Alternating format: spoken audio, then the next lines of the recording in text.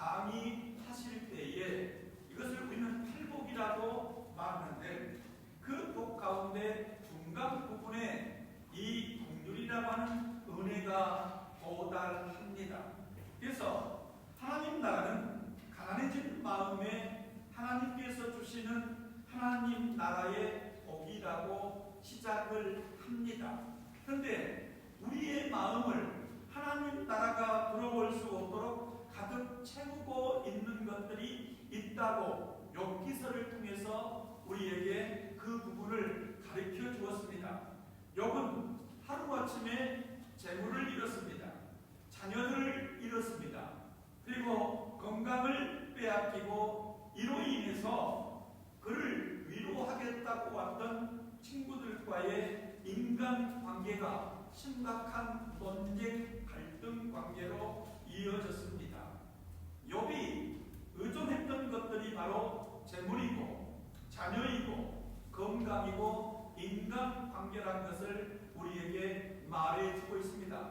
하나님은 사탄 앞에서 이 욥의 완전성과 욥의 공의로움과 욥의 하나님을 경외하는 모습을 자랑했습니다. 그래서 사탄이 하나님께서 욥에게 이 정도의 재물을 주시고 그 재물을 당신의 손으로 울타리 삼아서 막아주신다면 누구나 다 그렇게 당신을 의존할 수 있겠지요 라고 사탄이 욥을 트집 잡았습니다. 이 말을 듣고 하나님께서 그래 욥의 생명은 내가 주인이니까 생명은 건드리지 말고 한번 내가 욥을 시험해 보라고 허락해 주었습니다. 그 결과 욥은 재산을 잃었고 자녀를 잃었고 건강을 빼앗겼고 인간관계에 심각한 갈등이 계속해서 이어집니다. 그러나 그의 친구들은 욥을 향해서 율법적 공격, 인과응보적인 율법적인 잣대로 공의로운 하나님께서 죄가 없는 자에게 절대로 이런 고난을 허락하지 않는다. 내가 우리 앞에 의로운 척하지만 너에게 숨겨진 죄가 있을 것이라고 욥을 훈계하듯 위로하듯 욥을 공격합니다. 이런 친구들의 공격 앞에서 욥은 한 번도 그 친구들을 향해서 말하지 않았습니다. 친구들의 이야기를 듣고 친구들의 율법 강의를 들은 다음에 늘 하나님 앞에 훈념했습니다. 훈념의 대상을 100% 신뢰하기 때문에 내 안에 쌓인 인간적 한을 토해내는 것입니다. 이것을 우리는 불평과 원망이라고 착각할 수가 있는데 욥은 하나님 앞에 인간적 죄인의 불평을 털어놓은 것이 아니고 의존의 대상에게 자기의 심정을 이야기한 것이옵니다. 욥은 이 모든 것을 잃었으나 하나님을 의존하는 마음은 흔들리지가 않았습니다. 마음이 가난하다는 것은 그동안 내 마음을 가득 채우고 있던 재물, 자녀, 건강, 인간관계가 내 의존의 대상이 아니라는 걸 깨닫는 마음입니다.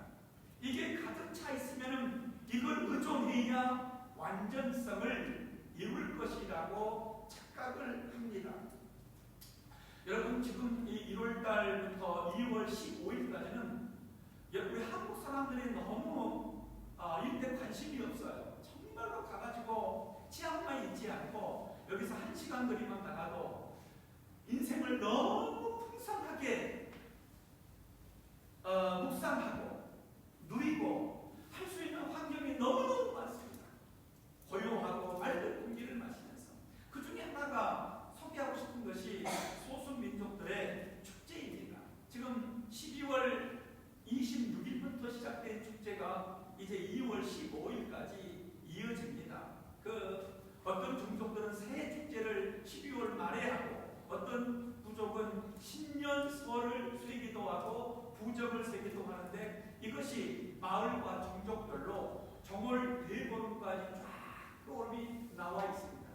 제가 지난 목요일 금요일 날도 나온키아오라고 하는 마을에 나의 축제를 가고, 그 다음에 린로왕이라고 하는 미수족, 그 다음에 빠봉 응암, 그리고 남루라는 라오셀레 종족들, 그리고 마지막에 붉은 라오족 찌아짠이라고 하는 바로 미얀마 국경에 있는, 거기를 가려면 검문소에서 여권을 제시하고 이유를 말하고 들어가야 할 거기까지 쭉 둘러보았는데, 나는 35년 전에 내가 산에 전도를 나갔을 적에 뭔 줄 몰랐는데 연말에 그 불빛 아래서 반짝이는 반딧불 밑에서 세 줄짜리 스부라고 하는 기타를 치면서 온 산에 그 스부의 세 줄의 멜로디가, 통이 요만큼 하고 그 통을 저희는 그 구렁이 가죽으로 덮어가지고 친 이 기타 소리, 그 소리에 감격하고 그 소리가 나를 사실은 붙잡았습니다. 나로 하여금 여기에 매력을 느낄 수 있는 하나의 그 징검다리들이었었어요. 그리고 너라고 하는 작은 표주박에다가 5개의 갈대를 꽂아가지고 부는 단순한 이 악기 소리가 산을 고요하게 메아리쳤습니다. 늘 이 추억이 이 연말에 오면은 내 가슴을 적십니다. 그러다가 방에서 답답하고 막 주변에서 건축 소리 들려오고 그러면 뛰쳐나가서 찾아가는 곳이 거기에 가서 그들과 함께 고기를 숯불에 구워 먹기도 하고 차를 주고받으면서 이야기하고 그들의 인생들. 근데 이제 그 마을을 갈 때마다 늘 말하는 게 있어요. 하나님 그 스키타에다가 스피커를 대가지고 치니까 이 스피커의 성능이 좋으면은 이 스브의 자연 소리를 그대로 자연스럽게 자연과 공명을 이루어줄 터인데, 스피커는 싸구려이지요, 이 마이크도 싸구려이지요 하니까는 이 자연 공명을 다 먹어버린 소리, 야 이거 좀 끄고 하면 안 될까? 그랬더니 그러면 젊은이들은 하나도 오지 않아요. 그럼 이걸 끄고 저 반짝반짝 빛나는 네온사인 전기불도 한번 꺼보자. 저기에 있는 저 보락불만 켜보자. 그 다음에 과거 너희들은 여기에다가 철을 잘라가지고 주렁주렁 걸어놨는데 저 몰라고 반짝이를 붙였니? 그거 한번 뜯어보고 해볼까? 그러면 아무도 안 해요. 이 스피커를 달아야만이 우리 마을의 새해 축제라고 여기는 답답했었습니다. 그러니까 어떻습니까? 아이들이 이 스피커의 소리가 자기를 방해하니까 스텝을 밟을 적에 땅을 스치듯 지나가면서 툭툭 칠 때에 이 땅바닥을 치면서 먼지가 퍽퍽 올라올 때에 이 스텝의 소리가 들리지 않아요. 점점점 그들의 복장은 화려해지고 그들의 은구슬은 소리를 잘 낼 수 있는 도구들로 은구슬을 달았는데 손을 흔들 때마다 찰랑찰랑 해야 되는데 이 소리도 들리지 않습니다. 그러니까는 소리가 들리지 않으니까, 어려서 들었던 그 맛이 들리지 않으니까 그걸 내보겠다고 이제 확성기를 틀어놓고 소리를 고래고래 지르죠.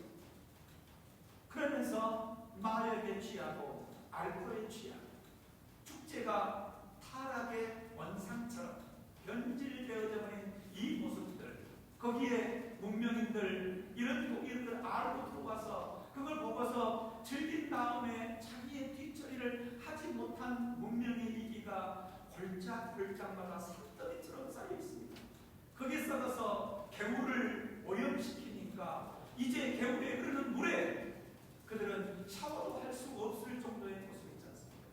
이 안타까운 모습 좀 가서 한번 좀 보십시오. 그리고는 이 치앙마이에 사는 혜택을 한번 누려보십시오.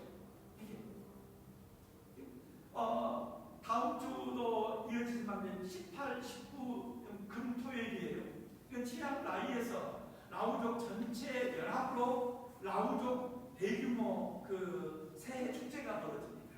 그리고 28, 29, 30일은 치앙라오족에 있는 리스족 이 축제가 이어집니다.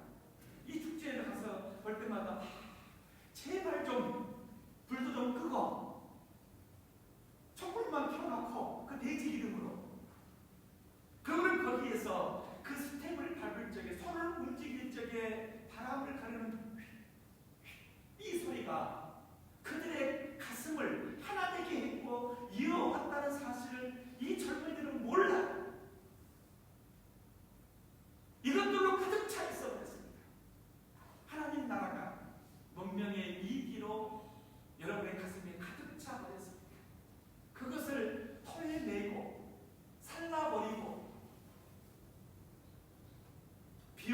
그러지 않으면 하나님 나라는 임하지 않습니다. 이것을 비워내고 조금만 공간을 만들고 거기에 하나님을 모시게 되어지면 이 하나님의 능력과 영향력이라고 하는 것이 내 안에 사회적으로, 정치적으로, 환경적으로, 문화적으로 죄라고 인식되지 않았던 부분들, 그래서 이것을 회개에 했던 부분들도 주님 앞에 죄였네요 하고 토해내게 되어집니다. 이것을 애통이라고 한다고 했습니다. 여러분, 하나님을 만나고 애통의 은혜를 한번 경험해 보셨습니까? 나도 모르는 사이에 이 하나님의 은혜가 내 안에 숨겨진 죄들을 다 토해내게 만들어요. 그 경험하면은 여러분이 의존의 이유가 뭐예요? 재물을 의존했던 이유가 뭡니까? 그것이 나를 위로할 것으로 믿기 때문에 의존한 것입니다. 자녀를 왜 의존합니까? 자녀가 내 빈 곳을 채워줄 위로의 대상인 줄 알기 때문입니다. 건강, 친구, 왜 그걸 자랑합니까? 내가 고독해질 때에 그들이 나에게 위로를 줄 것이라고 믿기 때문에 의존했었습니다. 그러나 여러분, 이것들이 여러분의 의존의 대상이 된가요? 배신하고 내 마음에 상처를 더하게 만들고 인생을 고달프다라고 고백하게 만들었던 우리의 의존의 대상들, 그 속에 감추어진 내 숨겨진 죄가 토해지면 하나님이 위로하시는데 이 하나님의 위로를 받게 되어지면 사람들은 비로소 만족해요. 그러면서 온유해집니다. 그래서 온유라고 하는 것은 바보처럼 이 불의 앞에서도 입을 다물고 예스 해야 될 때도 예스를 말하지 못하는 것을, 그래서 우리 기독교인들이 가장 미산적이지요. 속내를 드러내지 않아요. 속내를 드러내면 당하거든요. 그래서 내가 목사님들, 장로님들, 기독교 믿는 사람들의 글쎄요 주님 기도하십시다 이 말이 뭔 말인지 모르겠어요. 여러분 그렇지 않습니까? 이게 뭐예요? 내 안에 온유가 없다는 증거예요. 그런데 우리는 그것을 죄인의 관점 속에서 온유로 보고 온유라고 착각을 하거든요. 온유라고 하는 것은 주님의 토닥토닥 거림을 받게 되면 주님이 내 편이네 하고 그동안에 두렵고 염려스러웠고 고통스러웠던 모든 것들로부터 자유해집니다. 그러고는 하나님의 약속을 바라보게 되어져요. 하나님 나라를 바라보게 되어져요. 그러면 어떻습니까요? 마음이 담대해져요. 강해집니다. 흔들림이 없습니다. 그래서 온유라는 말은 하나님의 약속 앞에 버티고 서 있는 능력이에요. 이런 자에게 하나님은 그의 나라를 기업으로 주신다고 했습니다. 하나님 나라를 기업으로 받게 되어지면 의를 사모하게 됩니다. 의에 줄이고 목마르게 되어집니다. 의가 뭡니까? 나에게 이 위로를 주었던 십자가로부터 시작이 되어져요. 예수 그리스도의 십자가, 모든 사람이 패배의 상징으로 보았던 것, 모든 종교들이 아주 힘없는 종교의 상징으로 보았던 것들, 그것이 내 마음속에 갈급함을 주는 샘물이 되어집니다. 그런 자에게 하나님께서는 배부름을 주세요. 그런 다음에 나타난 게 뭐냐면 긍휼이에요. 그래서 이 긍휼은 이런 하나님 나라가 내 마음에 임했을 때에 내 안에서 싹이 나고 이것이 자라고 해가지고 외부로 내 마음 밖으로 튀어나오는 첫 번째 하나님의 성품이에요. 긍휼. 그래서 긍휼을 사랑이라는 말로 번역할 수가 있고 우리 말로는 불쌍히 여긴다는 말로 번역하기도 하고 어떤 데는 자비라는 말로 번역하기도 하고, 하지만 이것은 엄밀히 말하면 우리 말로 해석이 불가능합니다. 이 원어적인 해석을 보게 되면 창자, 장기기관이, 이것은 어떤 상황 속에서도 장기기관이 파열되어져요. 그런 아픔이에요. 근데 그 아픔을 내가 스스로 치료할 수 있는 능력까지 가진 사랑이 긍휼이에요. 주께서 무리를 보시고 제자들이 많은 무리를 보고 흥분되어졌어요. 주님, 오늘은 오직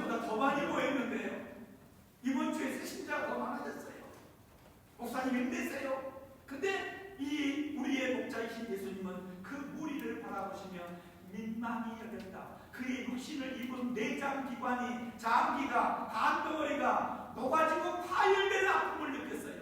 그러고는 말했어요. 제자들에게 말하시기를 추수하는 주인에게 전하여 이렇게 추수할 것이 많으니 추수할 일꾼들, 목자를 보내달라고 해라. 당시 바리새인 서기관 제사장들 얼마나 많은 목자들이 있었습니까? 그러나 그들은 이 내 사랑하는 주의 양들의 의리의 주이고 목마른 자들의 목자가 아니라고 선포하셨습니다. 그것이 긍휼의 치료법입니다. 기도하는 것입니다. 이 긍휼의 은혜를 우리가 받았어요. 근데 우리는 이 긍휼의 대상이 누구라고 있습니까? 긍휼의 대상은 가까이에 있어요. 긍휼의 대상은 강도만 자예요. 내가 사람 만났는데 강도 받아가지고 그만 죽게 되어졌어요. 내가 의도한 것이 아니에요. 그가 내 이웃이다. 내 이웃이 누구라고요? 내 얼음뺨을 칠 정도의 가까운 거리에 있어요. 여러분의 얼음뺨을 후려칠 정도의 가까운 거리에 있는 자가 이웃이라고 말했습니다. 가끔 나에게 속 없이 철없이 속옷을 빌려달라고 하는 자예요. 거기에서 나가서 어떤 날은 나에게 야, 2kg만 같이 가줄래? 라고 나 바빠 죽겠는데 나를 설득해서 2kg를 가지라고 하는 자예요. 그게 너의 이웃이다. 그렇다면 우리의 이웃은 누구일까요? 하나님은 주 너의 하나님을 사랑하고 하나님이 우리의 이웃이고 그가 나를 이웃 삼아 주셨고 이웃 삼아 주신 그가 이 필요한 모든 긍휼을 우리에게 베풀어 주셨어요. 근데 그 긍휼이 우리 가운데 드러나는 단계는 마음이 가난해져야 돼요. 내 마음에 의존했던 문명이 이 길 가운데 하나는 버려야 됩니다. 그래야 주님이 들어올 수 있는 자리가 공간이 마련되어져요. 그 주님이 들어오게 되어지면은 그 나라가 임하게 되어지면은 내 생각의 관점으로 내 세계관으로는 죄가 아니었어요. 그런데 하나님의 세계관으로 보니까 이거 내가 엉터리였었어요. 그래서 그게 너무 부끄러워서 하나님 앞에 회개가 튀어나오는 애통이 이루어집니다. 그러면 그동안에 그렇게 벌고 해도 만족이 없었던 내 삶의 소유로부터의 만족이 거기로부터 이루어집니다. 자녀로부터 이루어집니다. 명예로부터 이루어집니다. 그 우찌부라칸조라고 하는 일본의 그 신학자이고 사상가이고 사회운동가였던 이 사람의 책 가운데 후세에 남길 가장 아름다운 유산이 뭐냐? 돈이냐? 아니다. 모든 무덤 가운데 돈의 갈증을 해결하고 죽은 무덤은 없다. 명예냐? 명예 그것 높아지고 많아질수록 나를 부자유하게 하는 것. 나는 명치한과의 자유인입니다. 내가 꼭 필요한 곳만 가거든요. 필요한 모임만 가거든요. 왜? 누군가가 나를 아는 게 불편해요. 그 아는 것이 나와 같은 세계관으로 안다면 굉장히 행복합니다. 다른 관점을 가지고 나를 알 적에 나는 그에게 불편한 존재고 그는 나에게 불편한 존재입니다. 이건 자녀들에게 남길 유산이 될 수 없다고 말했습니다. 아름다운 삶이라 윤동주 씨의 시를 더하게 되어지는 하늘을 우러러 한 점 부끄러움이 없는 입새에 이르는 바람에도 가슴이 흔들리고 찡해지고 이 맑고 투명한 아름다운 삶을 유산으로 남겨야 된다는 것이에요. 근데 우리는 이것을 의존해요. 근데 주님이 들어오게 되어지면 내 안에 죄를 토하게 되어지면 그 위로가 가득 찹니다. 그러면 온유해져요. 세상을 담대해집니다. 쉽게 흔들리지 않습니다. 거기에 나오는 성품이 뭐라고요? 의를 사모합니다. 의를 사모하면 주께서 배부름을 주시는데 그 배부른 상태 속에서 하나님 나라가 나를 완전히 통치한다. 튀어나오는 것이 뭐라고요? 긍휼이에요. 근데 그 긍휼을 누가 먼저 베풀었어요? 무리를 보시고 긍휼히 여기사 했던 그분이 베풀었어요. 어떻게 베풀었습니까? 그가 우리의 목자가 되어주셨어요. 그가 바리새인이 되지 못한 목자가 되어주었고 그가 제사장들이 그렇게 제사를 드리면서도 되지 못했던 우리의 대제사장이 되어주셨고 그가 우리에게 율법학자가 되어져서 율법은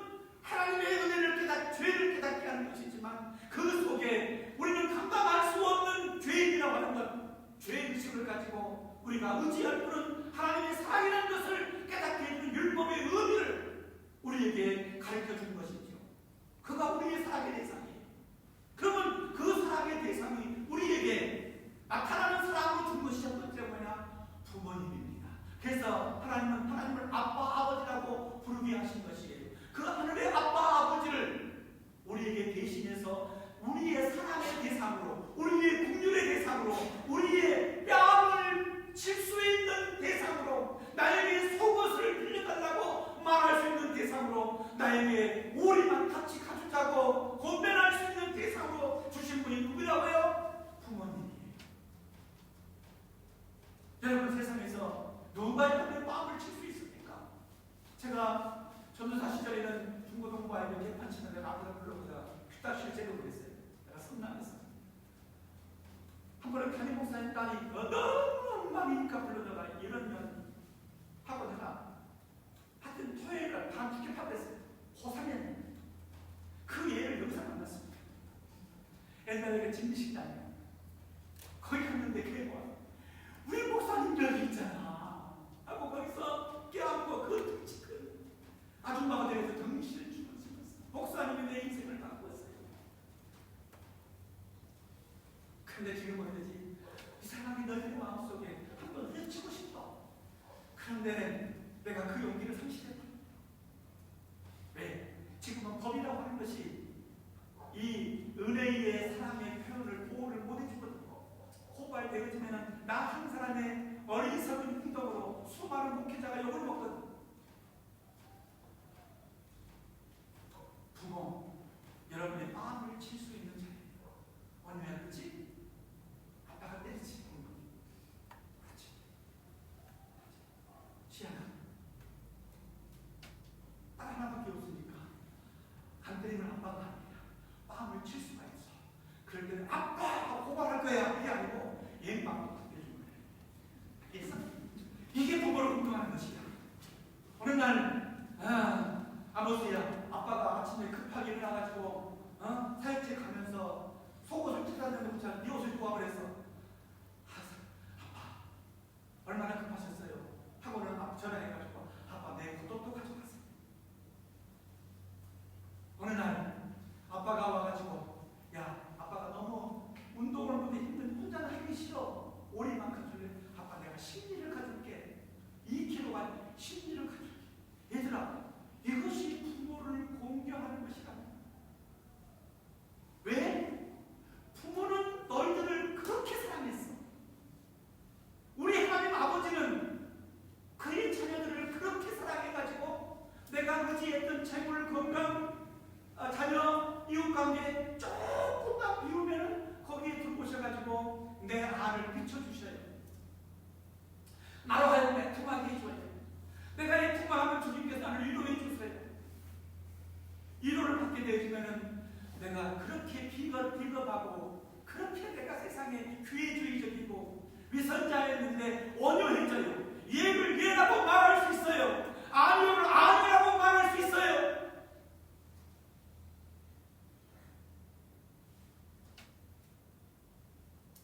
꿈처럼 여겼던 순결한 것들도 가능합니다. 그 상황이 되어져요. 근데 그 상황에 이르기 위해서 평소에 내 마음의 의존의 대상의 주인공이 주님이 되어져야 되는 것이죠.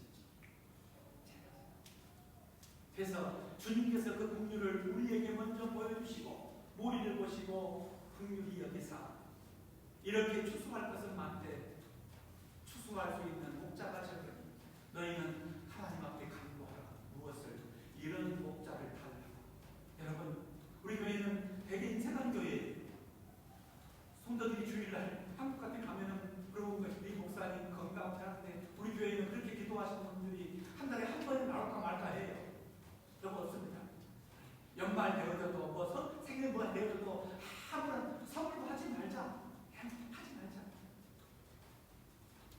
대신 우리 서로 그렇게 마음의 빛을